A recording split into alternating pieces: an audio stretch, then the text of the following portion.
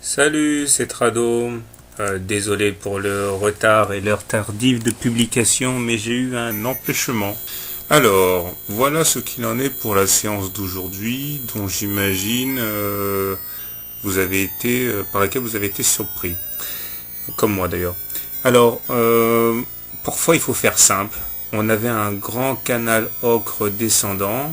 Ce canal ocre n'ayant pas été invalidé, ceux qui ont décidé de jouer un trade baissier, eh bien, on fait simple et ont eu raison de le faire.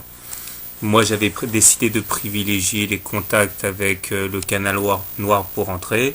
C'est ce que j'ai fait. J'ai été sorti sur mon stop loss. C'est pas bien grave. Petite perte totalement gérable. Par contre, il faut remettre à plat maintenant. Alors du coup, j'ai ressuscité une vieille fourchette dont la médiane avait été ralliée et que j'avais peut-être un petit peu précipitamment abandonné au profit du canal noir. Eh bien, on voit que la chute aujourd'hui s'est arrêtée pile poil, comme quoi c'est magique les fourchettes d'Andrews, au contact du bas de cette fourchette jaune. Ce n'est pas anodin, puisque c'est la frontière graphique entre une tendance haussière et une tendance baissière.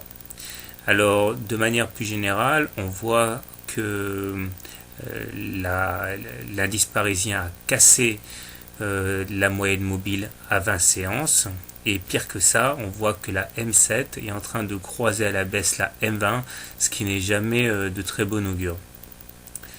Par ailleurs, étant donné que nous avons retracé plus de 50% des ratios de Fibonacci, on peut craindre que l'impulsion haussière soit remise à plus tard.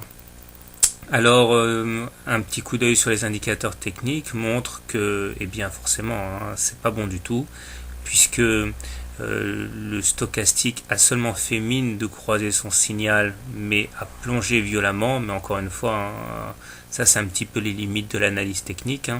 On ne peut pas prévoir les défauts de paiement de Dubaï, pas plus que l'analyse fondamentale d'ailleurs. Le momentum, quant à lui, plonge en territoire négatif. Et le MACD, lui aussi, imite le mouvement du stochastique en croisant à la baisse son signal. Donc franchement, c'est pas bon. En dernier rempart, nous avons donc le bas de la fourchette jaune, aidé en cela par la Bollinger inférieure, qui a joué aussi un rôle de support. Alors, comment trader l'indice parisien ? Eh bien, de deux choses l'une. Soit vous imaginez que eh bien, la tendance haussière va reprendre, du moins juste pour aller éventuellement faire un throwback sur la M20, c'est-à-dire un remonter sur la M20 puis replonger éventuellement après. Dans ce cas, il peut être intéressant d'acheter, mais il ne faudra surtout pas insister en cas de clôture sous la fourchette jaune. Surtout que ça se manifesterait par un T1, c'est-à-dire une sortie hors des Bollinger. Ce serait vraiment apocalyptique de rester long dans une configuration comme ça. Donc, long avec stop loss sous la fourchette jaune, objectif throwback sur la M20. Ou alors, si vous voulez shorter, je pense que vous pouvez shorter sur les niveaux actuels. Et puis, éventuellement, viser un retour sur le support à 3549.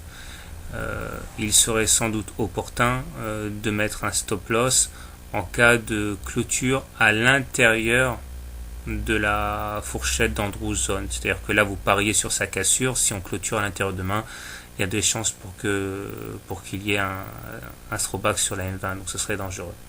Donc, voilà. Personnellement, ce que je vais tenter de faire, c'est de rentrer vers les 3740 en short.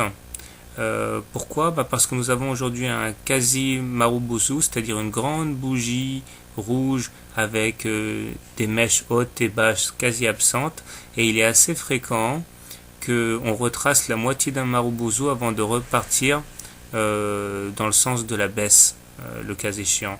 Donc c'est peut-être un trade que je vais faire. Je vais le laisser monter un petit peu, voir comment il réagit sur les 3750 pour éventuellement essayer de le cueillir en short. On verra. Mais c'est un petit peu technique. Voilà, bonne journée et bon trade.